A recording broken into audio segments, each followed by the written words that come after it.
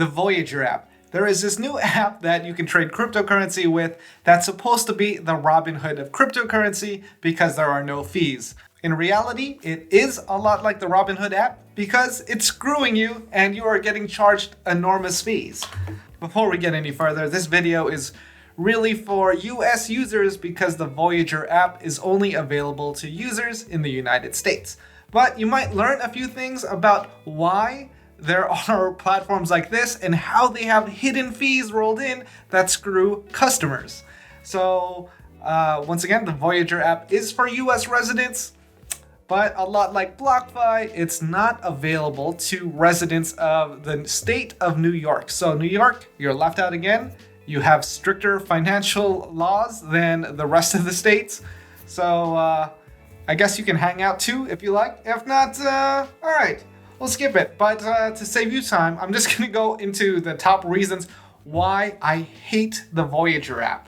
So here we are, the Voyager app, investvoyager.com, that's where you start, and it's only available as an app. There is no website to trade on. You have to have the app to start trading. Now, they really market themselves as a no-fee, a commission-free platform to trade cryptocurrency, and they say that here. Get more Bitcoin and crypto for your buck. Voyager is commission-free and navigates the market so you don't have to. With Voyager's smart order router technology, we explore and connect to top exchanges to find you the best price for your trades. Additional fees may apply. Now, there are extremely high fees with Voyager, and you can't actually sell at the price you want because they roll in their own fee into your orders. Now, would I say Voyager is a scam? I'm gonna say they're very misleading. And with that, let's start with the 9 things I hate about the Voyager app. Number 1, creating an order always defaults to the market price rather than the limit price. You don't have an option, and it's 2 different settings. So I'm going to go into my portfolio here. I'm gonna go into Uniswap, and I have some Uniswap here that I want to sell. So as you can see here, the bid price is 20.61 and the ask price is 21.12. That's like 3%. That's a really big difference. So they're rolling things into the fees. So if I want to sell one of my Uniswaps, I sell, and then it defaults to market price, and then I can type whatever I want here. Now, yeah, it defaults here and it doesn't really show me both on one page. I don't like that. Now, if I go to limit price, it doesn't show me what the ask price is, what the lowest ask price is, so I can adjust my order as necessary. There's nothing here that shows me any of the order book. So if I want to see what the current price is, I can only see the bid price of 20.61. So I have to go back out, and then I see that the bid price is still 20.61 and the ask price is 21.12. Now I want to sell my Uniswap, I want to make a limit sell, and here's another thing I hate. Yeah, I'm typing here, nothing. It's very glitchy. I guess no one has done a limit sell and complained. Hopefully Voyager sees this review and learns to improve their platform and stop screwing users. But yeah, you have to hit back here, and then you have to sell at least $10 worth of a coin to initiate a trade. So I'm going to sell 0.5 Uniswap, and then I want to sell it at a limit price of 21.05. 21.05, remember that price, and then slide to sell. So my ask price is 21.05. The current ask price is 21.13. Now, within the page for the coin, you won't see your open order.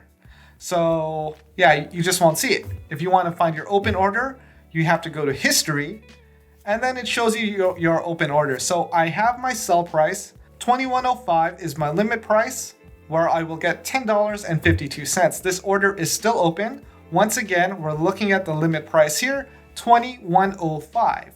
Now, if I go back to the order book, we see a huge disparity in price, $20.60 for the bid price. The ask price right now is $21.11. I have $21.05. So as you can see that the price is fluctuating. my bid's not there. That just means Voyager is rolling in fees into my orders, and they're trying to take advantage of users when you buy and sell. So watch the spread. The spread is the difference between the bid price and the ask price. Whenever you're on a big exchange like Coinbase Pro, Binance, Kraken, Gemini, KuCoin, those will have a very small spread, especially for popular coins. And if you actually use Uniswap, it'll give you the best rate, but you're paying high gas fees with Ethereum.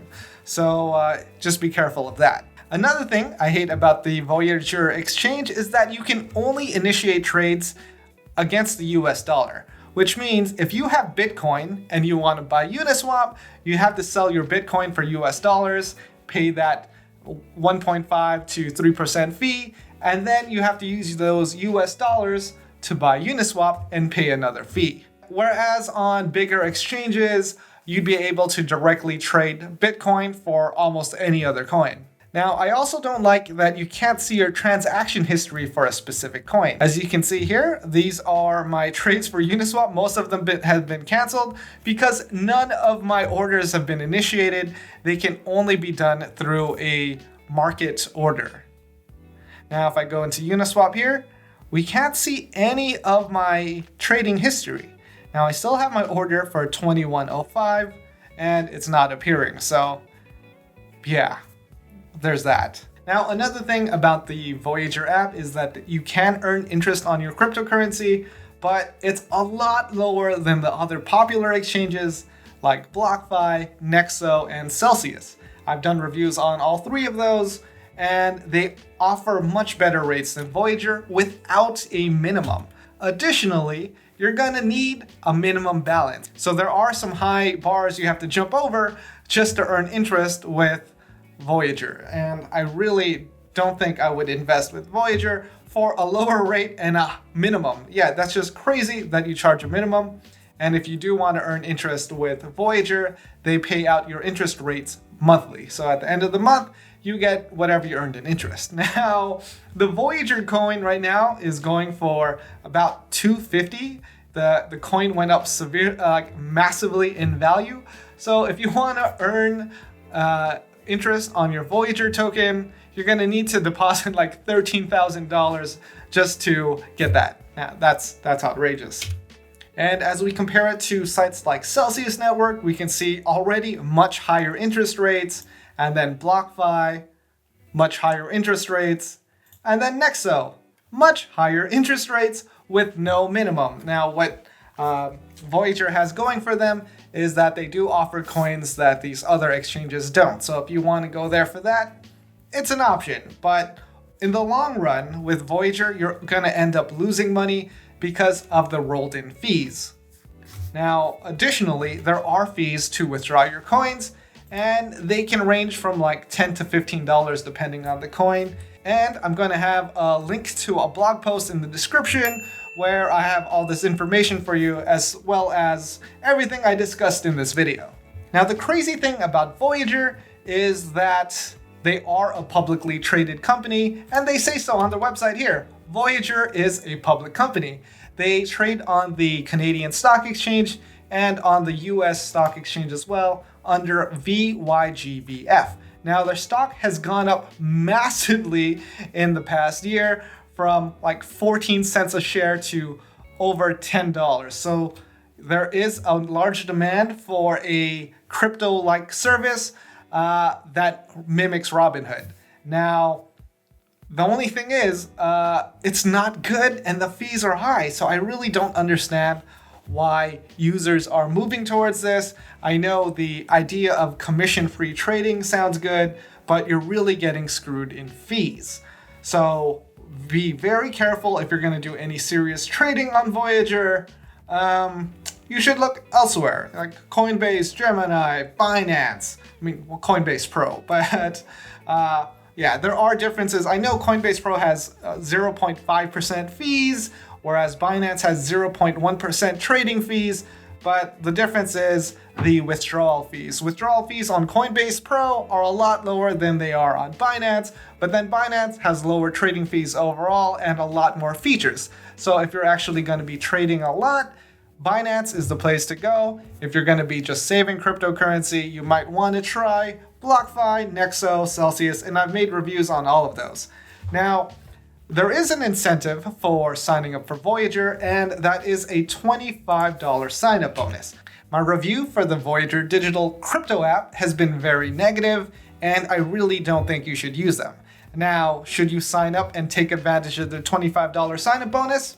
Yes, you can do that, and I can show you how. You have to deposit $100 in any format. It could be a bank transfer, it could be through cryptocurrency to the Voyager app, and then you have to do a trade of at least $100. Now, if you buy and sell USD coin, you would maintain most of your assets and you would still have $100 and be eligible, at least that's what I think, for the $25 bonus in Bitcoin. Now, if you do sign up and want to get that $25 bonus, I highly recommend not sending cryptocurrency to your Voyager digital account just for that small amount in a bonus. I would recommend connecting a bank account, because if you send cryptocurrency, you're paying a withdrawal fee from whatever exchange that is, and that's more money out of your pocket.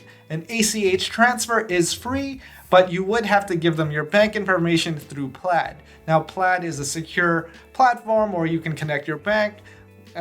It's pretty common on a lot of these websites, but to secure your assets, I would have an extra checking account that you use just for funding these various free money programs, and I do that pretty often.